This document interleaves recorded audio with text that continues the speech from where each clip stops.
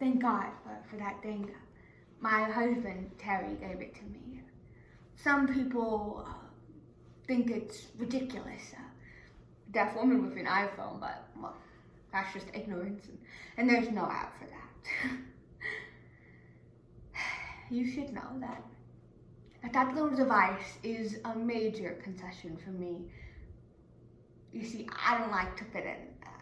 I spent too much of my life trying too hard. The only thing we're fitting in is your genes. That's what I tell my son.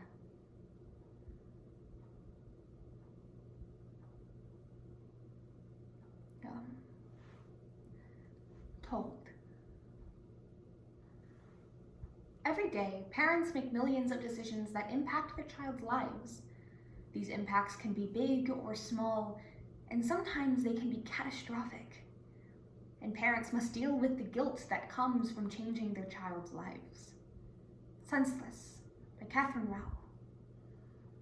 Some people wonder if it's rude to ask if I was born deaf, and no, it's not, and no, I wasn't.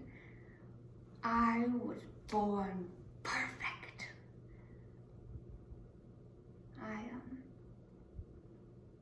I loved the sound of my mom singing, and I can still remember what my dad's laugh sounds like. But when I was 11, I had this epic war with meningitis, and then all of a sudden, I couldn't hear Mom singing anymore, and Dad stopped laughing. School was hard for me, not because I wasn't smart. I mean, the words smart and Alec were frequently mentioned with my name. The problem was fitting in. People didn't understand me on so many levels, and I didn't understand them either. So school was lonely. Or, until I met Terry. At first, he just smiled a lot, but then he would write me notes. That's actually how we went on our first date. Pens and notepads in hand. Eventually, he learned sign, and his hands were big and slow and clumsy, but so was my heart. So it all worked out.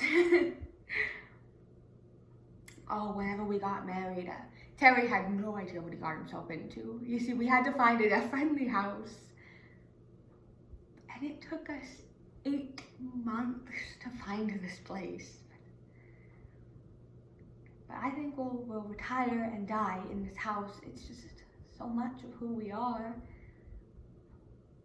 And when Spencer was born, this house finally felt like a home. You know, it wasn't supposed to happen. Statistically speaking. Deafness is almost always just one generation thick. Spencer was gonna be my loud, musical, normal little boy. When we found out that he wasn't going to be, that he wasn't going to fit in, I made the promise to never try to make him into something he wasn't, and that's why I insisted against the cochlear implant. Gosh, Terry was furious. He said it was all about my pride. But you know, it was about pride. It was about my son. He was going to be born perfect. God, we argued for the last 4 months of my pregnancy, but When Spencer was born, we were both so in awe of this little man and his big brown eyes. All the arguments just stopped. We started him in hearing school because Terry wanted him to try it. Gosh, but he was labeled so many things in those first few years. First, he was mute. Then he was hearing challenged. Then he was deaf. But then he was just special. Then he was ear disabled, then he was hearing impaired, and then retarded was thrown in there, and it was about then I decided that we were moving him to Clark School for the Deaf. And for the next 6 years, he loved school. Oh, he would come home with slang signs and all these stories about all of his friends, and I was just so proud to have raised a son who was so happy. But Spencer learned about the cochlear implant in school, and I was just so betrayed. God, I was so angry.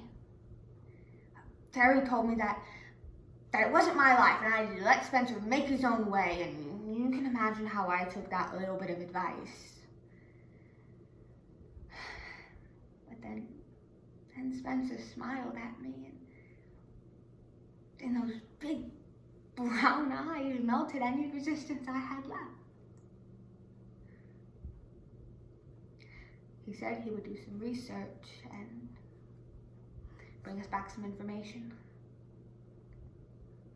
On his way out the door, he made some smart aleck comment about how in the future, if I wanted to get my way, I should remember that the silent treatment doesn't work on the deaf.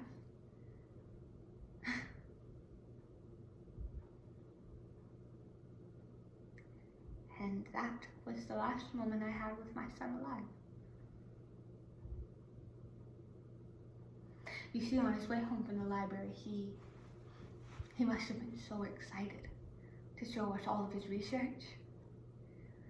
He must have wanted to spread his papers out all over the table and excitedly rattle off statistics and tell us all the amazing things he was going to do once he got his surgery.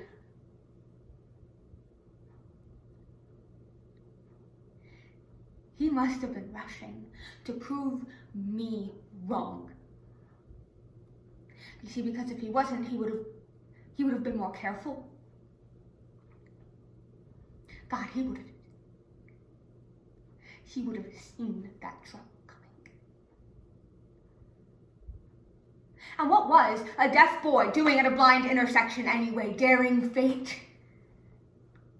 God, why was I so proud? When he was born, why did I say no? When he asked about it, why didn't I just say yes? Why didn't I let him find his own way? Why didn't I listen to him?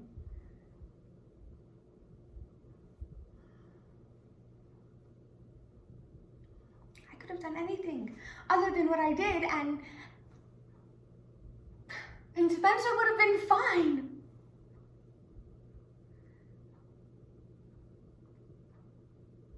The worst part, I couldn't even hear the phone ring. Terry's big, slow, clumsy hands had to tell me that my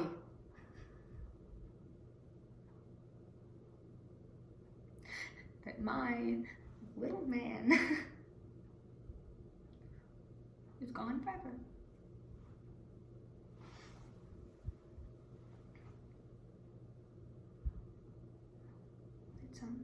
It's Terry. The funeral director confirmed for this weekend. I guess I'll have to send out the message. Thank God for email, because I don't know how I would say those words,